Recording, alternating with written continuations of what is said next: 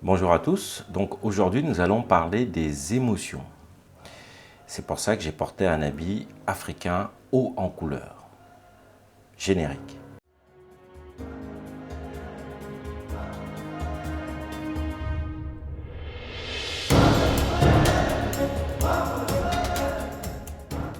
Bienvenue sur notre chaîne K-Expertise, compagnie de conseils en transformation organisationnelle et numérique, spécialisée dans l'intégration des technologies de l'information et de la spiritualité en entreprise. Nous sommes convaincus que le monde de demain repose en grande partie sur la qualité de l'intégration de ces trois composantes. Contrairement à l'intelligence rationnelle qui est univoque, le bien, le mal, le vrai, le faux, une logique du ou, c'est ou ça, ou ça. L'intelligence émotionnelle est plurivoque. D'un côté, pour parler d'intelligence émotionnelle, on parle volontiers d'une intelligence contextuelle. C'est une intelligence qui nous donne une vue d'ensemble sur une situation donnée. C'est une intelligence qui se base plus sur le ressenti, le feeling. Les animaux ont bien souvent un quotient émotionnel élevé. Ils ont le sens de la situation dans laquelle ils se retrouvent et savent comment y répondre de manière appropriée. Dans un autre sens, nous dit Dana Zohar, il existe un autre type d'organisation neuronale nous permettant d'avoir une pensée associative liée à des habitudes et reconnaissant des schémas. C'est ce qui nous donne notre quotient émotionnel. L'intelligence émotionnelle est, dans ce sens, la capacité à bâtir des associations d'idées. Là où l'intelligence rationnelle est séquentielle, linéaire, A implique B, implique C, ainsi de suite jusqu'à Z, je vais pouvoir directement associer A à Z sans avoir à répéter toute la séquence, car à force de répéter un raisonnement, je crée une habitude qui me permet de jumper directement à la conclusion. Je vais associer un cœur rouge à l'amour.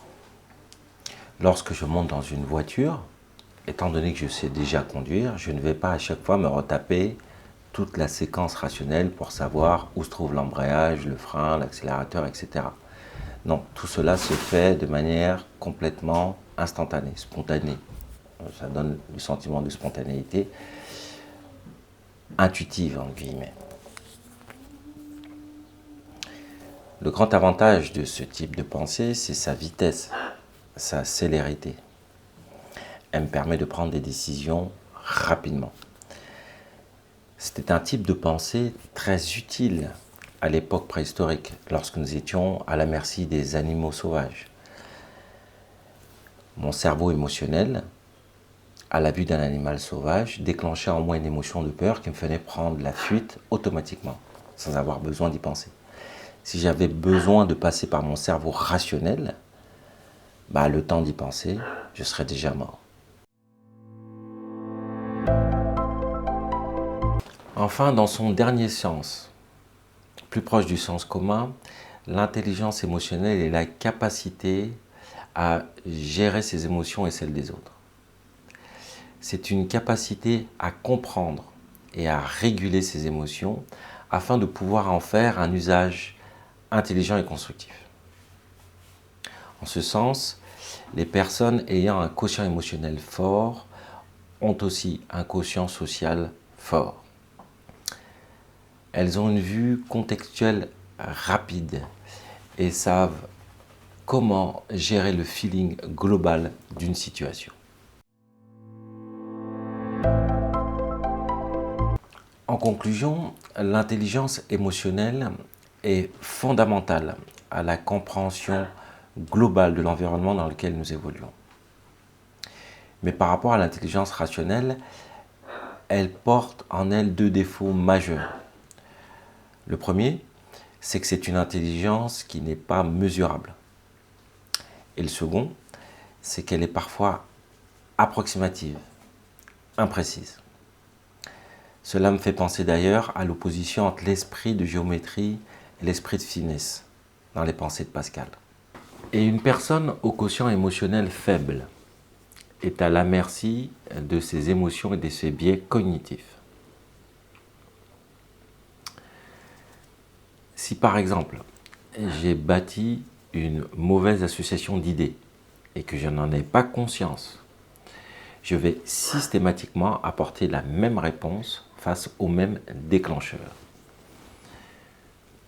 Et je vais m'enfermer dans mes points de vue sans plus jamais être en capacité de les remettre en question. On retrouve ce phénomène sur les réseaux sociaux. Des personnes s'affrontant sans avoir aucune conscience des biais cognitifs les animant. L'intelligence artificielle fonctionne à peu près de la même manière, par association d'idées et probabilité. Si vous voulez apprendre à une IA ce qu'est un chat, vous allez la nourrir en données d'images de chats, beaucoup d'images de chats. Ce n'est pas comme un enfant, au bout de deux chats qu'il a vus, il est capable de reconnaître ce que c'est qu'un chat. Une IA, c'est aux alentours de 100 000 images de chats quand même, pour se faire l'idée de ce que c'est qu'un chat. C'est pour vous dire la distance entre une IA et l'intelligence humaine. Donc vous lui donnez une grande quantité d'images de chats, et à chaque image de chat, vous lui dites ça c'est un chat, ça c'est un chat. Donc au bout d'un moment, il commence à recouper, se faire une idée de ce qu'est un chat dans différentes circonstances, et il est capable instantanément de reconnaître un chat. Maintenant, imaginez que vous alimentiez donc une IA avec des images de chiens, une grande quantité d'images de chiens, mais à chaque image de chien, vous dites ça c'est un chat. L'IA elle a mal été programmée, elle va confondre le chien et le chat. On avait vu ce phénomène avec le chatbot Tay, entre 2016, de Microsoft, qui avait été placé sur Twitter. Le but de Tay, c'était d'interagir avec donc les humains sur la plateforme Twitter, et puis d'apprendre, puis de grandir comme ça, en connaissance dans son interaction avec des êtres humains sur Twitter. Twitter, c'est une plateforme ouverte, donc ouverte à tout, à la violence, aux biais cognitifs, à la malveillance des utilisateurs. Donc, les utilisateurs ont nourri l'IA de violence, de biais cognitifs, etc., etc. Au bout d'un moment, les ingénieurs de Microsoft se sont rendus compte que Tay était devenu raciste, sexiste, misogyne, insultant et violent. Ils ont dû le débrancher. Nous, les êtres humains, nous sommes comme les IA sur ce point-là, au niveau de l'intelligence émotionnelle. Si depuis notre plus jeune âge, on nous alimente, on nous expose à des conneries, nous finissons par croire que ces conneries sont le réel, voire la vérité elle-même.